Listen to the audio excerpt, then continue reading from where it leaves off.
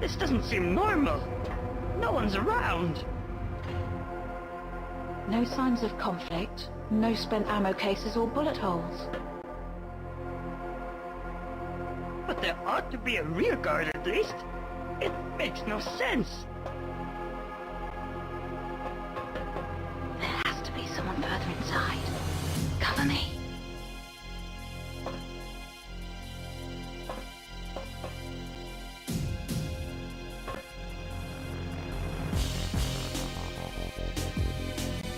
Alright. This is a pretty weird level. I always thought that this tunnel looked cool. Underwater, these glass doors, and I like the glass with the underwater. I think it looks cool. And it also reminds me of BioShock. And there's the cheese on the ocean floor. So, let's go back to the G5 building. Because all those guards actually have the cloaking device, which has not been around since the G5 building.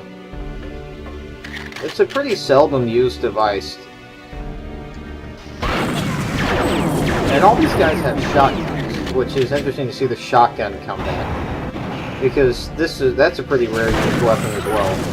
And obviously, with the IR scanner, everything turns red and you can see when the guards are invisible.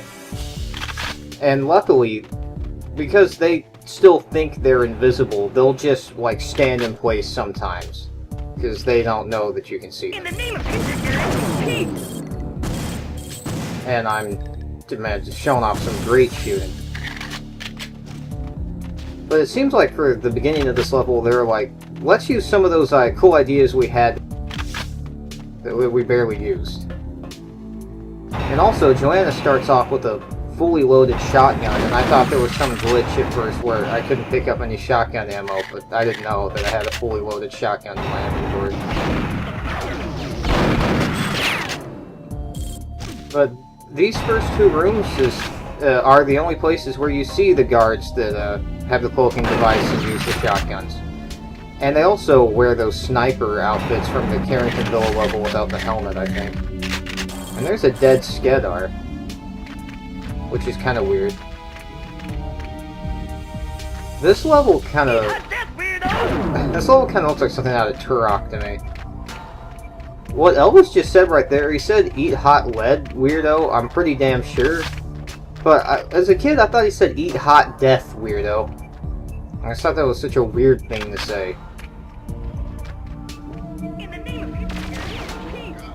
So yeah, here's the guards that they use for basically the rest of this level. It's just the Pelagic 2 guards again.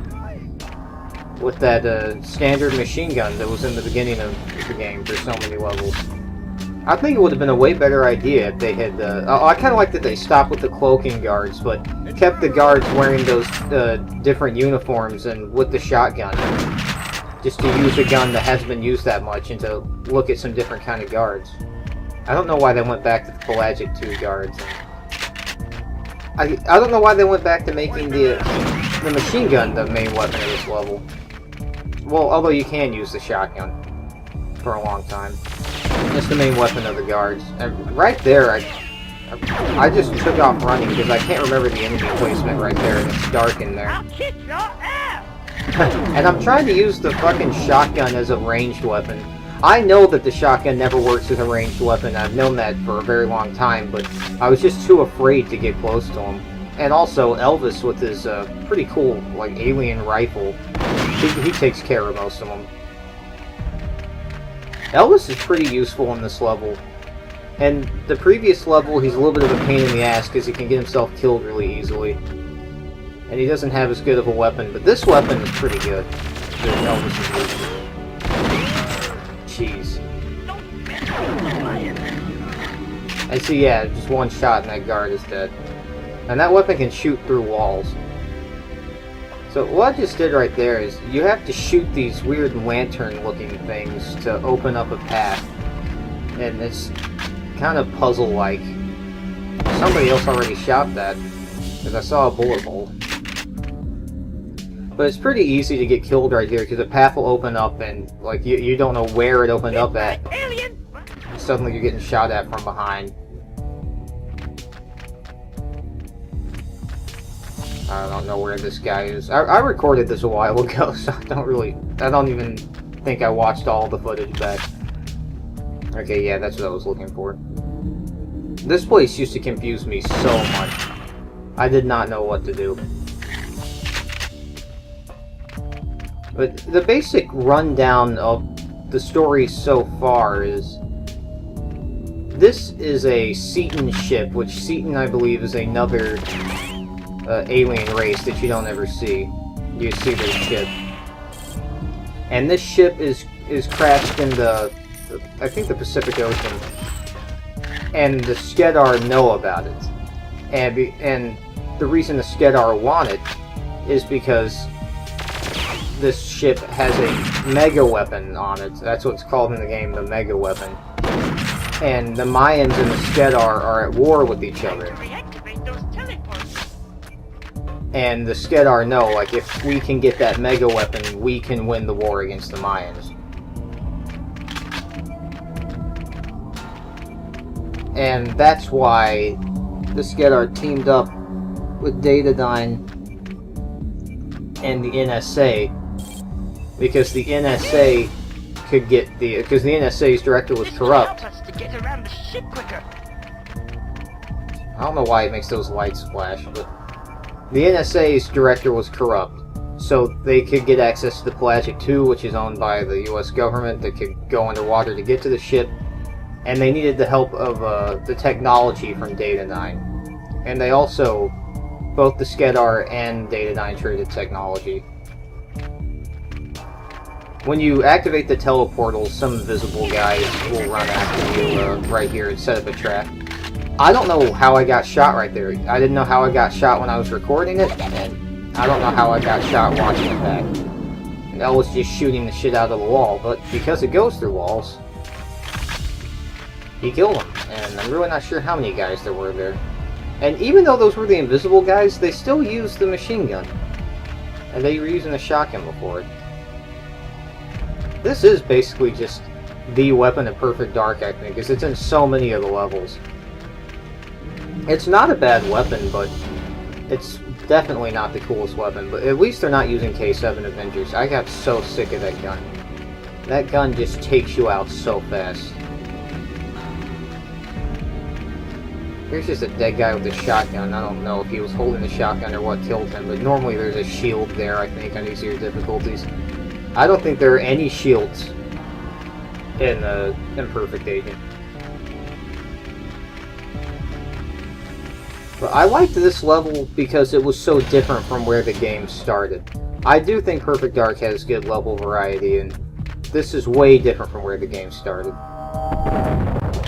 Keep the gun. Keep those Skedar off my back while I'm working. It's cool that you get to use his gun, but I made a stupid mistake when recording this. I used the target locator, which the gun can see through walls, and you basically just see, like, what you see when you use the X-ray scanner, but you can find guards, and I missed again. There's a pretty big amount of weapon sway, but the problem with target locators, it's always moving, and sometimes it'll just take you into a black screen, and even when there are people around. If I had just used its regular effect, which is railgun effect, I can just see through the wall in front of me and I would have been fine. But for some reason I thought that wouldn't work. Yeah, see, I didn't move any of those times. It just went from one guard to the other, and I didn't have enough time to line up a shot. Although, I am notorious to myself, anyway, about taking way too long to line up shots. Anyway, there's a bunch of guards in that room behind that door, and I'm trying to take them all out. And when you shoot with that gun, it sounds like you're shooting glass. It's like the same sound effect as when you shoot glass. I'm doing this for your own good. At least Elvis still has his Phoenix. I did notice that he never uses the explosive shells, but that's probably because he could very easily end up killing himself or you with them. Like, I could see him just shooting an explosion and then walking directly into it, or shooting an enemy behind me or something and blowing me up. So it's probably for the best that he doesn't. Although I think the guards that had the Super Dragon should have used the grenades. That would have been cool. Oh, it would have been really challenging, but I think some of them should have used the grenades, not all of them. Like, when you're about to get to the end of the level or something. That door just went a little crazy, I guess. This is a cool room. I always thought it looked cool. I always like stuff like this, and it kind of makes me think of Aliens. Just these, and kind of honestly, kind of makes me think of Futurama, the level where they go to that place where the robots keep the dead people. I mean, the old people. It's just huge. This is a huge room. So how big is this ship? It would have been cool if you saw the Setons, like just a bunch of dead aliens, because you saw the dead Skedar at the beginning. Just a bunch of dead Setons. But I don't know. I kind of like the idea of just one alien race being there.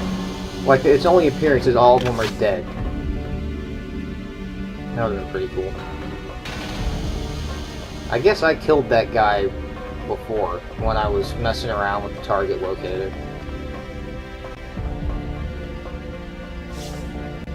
I don't know if that door ever opens, honestly. But here is the coveted mega weapon. It just looks like a big laser with a hologram or something pointing down at it. I also like the look of the teleportals. Although I don't know why it makes the sound of an explosion when you walk through it. How did I miss that?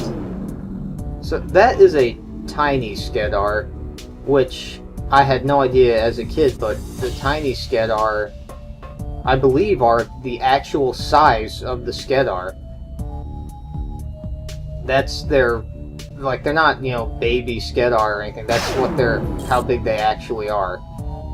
The big Skedar are suits that the Skedar created, that they walk around in, that looks exactly like them. Because these Skedar go down in basically one hit. They're not tough. And you can see that they're getting shot right there by some kind of auto gun, which really confused me at first. But then I remembered this isn't their ship. This is some other alien's ship. So the auto defenses would take them out because they're technically intruders. So this is how you disable the something. I really don't remember, but you have to shoot these things.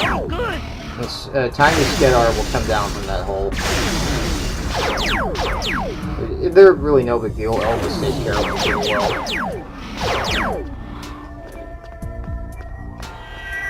I'll kick your ass! But this ship is the whole reason for Dr. Carroll's existence. Datadyne and the Skedar, well, at least Datadyne with the help of the Skedar, created Dr. Carroll so that he could take control of this ship and activate the mega weapon, because otherwise the Skedar don't know how to do it, so they created this really intelligent AI. So the story, while confusing, it does make a degree of sense.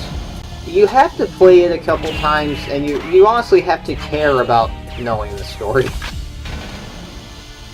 Damn it. I could have just put it on a railgun effect and shot that turret from through that door, but I hadn't figured that out yet. That's a good look at Elvis. I believe he's the model for the Alienware computers. I kind of like that they went with this really generic design for Elvis, but then for the Skedar they actually, you know, put some original design to it. But they just look like strange dinosaurs to me, really.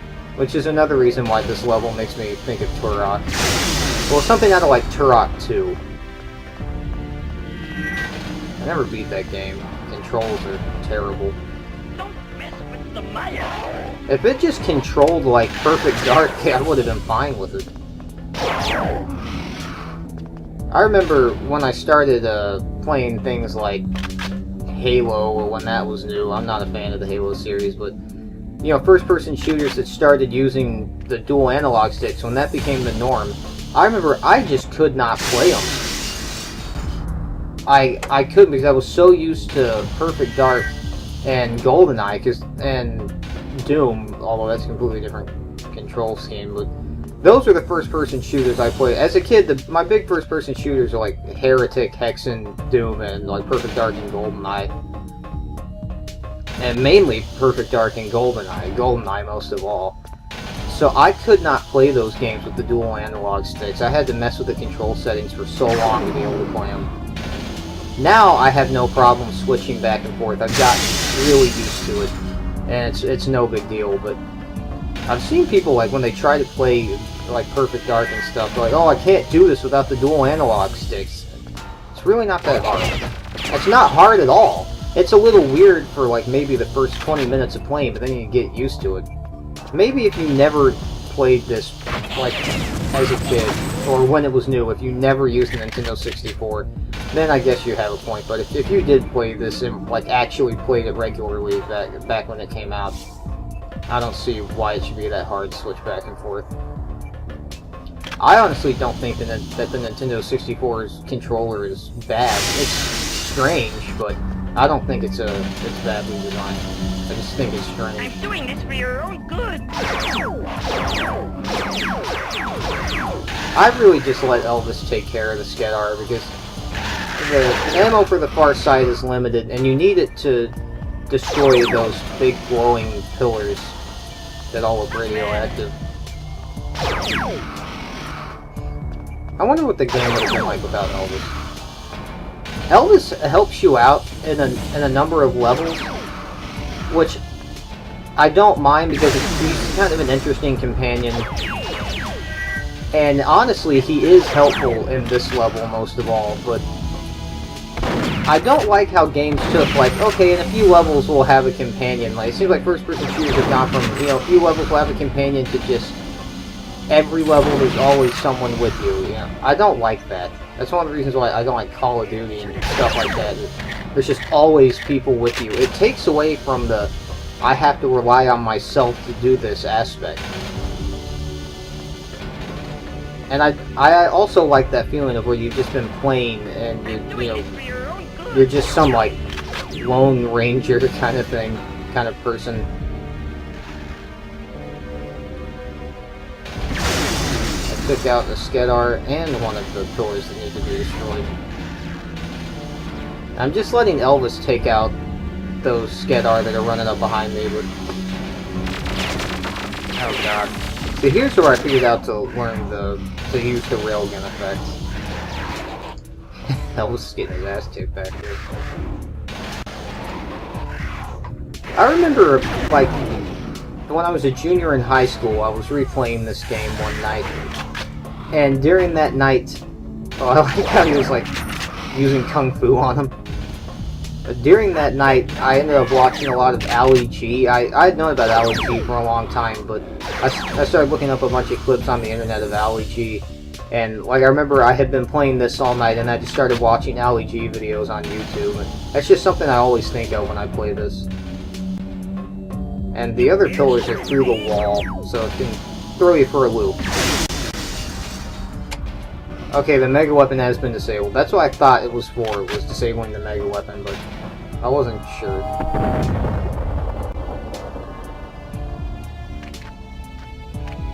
And Elvis's head is bobbing because he's dizzy. That's when your vision gets all blurry, that means your head's bobbing. There's Dr. Carroll!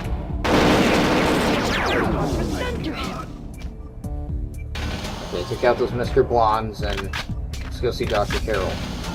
And pick up a very annoying weapon. Man, he is pissed. I always thought that was funny. But here's the backup disc from that safe in the G5 building. Here goes. I just hope Datadyne haven't done anything to prevent this. Virus detected. Me and my big mouth. Commencing countermeasures. Commence.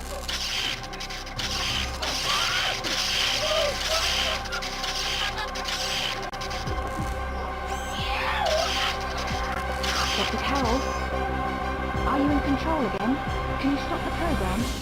Yes, I'm back again, my dear. But the program has run far too long for me to prevent it from completing. There is only one way out now. What do you mean? When the program has run, I will have control of a vastly powerful weapon. It cannot be allowed to exist, so I must destroy the Cetum, and unfortunately, myself along with it. I am sorry, Joanna. There is no other way, and no time to discuss this. Go now!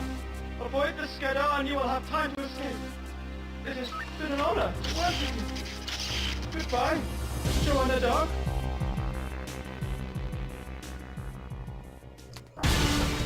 Dr. Carroll is so honorable. We have to get out of here! I liked the music that played right there as a kid. It really made me be like, oh man, this is a touching moment. But I was an emotional pile of garbage as a kid, I guess. Because Dr. Carroll barely has any character development. These guys can fuck you up if you're not ready for them. Luckily the K7 Avenger made short work of them, but I missed one. And the door closed on me. Or whatever, fuck him. I'll just get blown to hell with the rest of the assholes. So, there's the exit. Stark contrast to the rest of the level. And, there you go.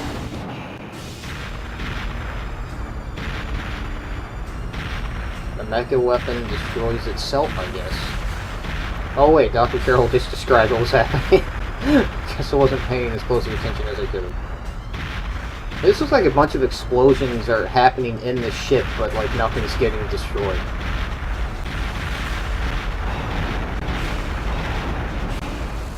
That's a powerful kind of metal. So, looks like the Skedar have been defeated. Or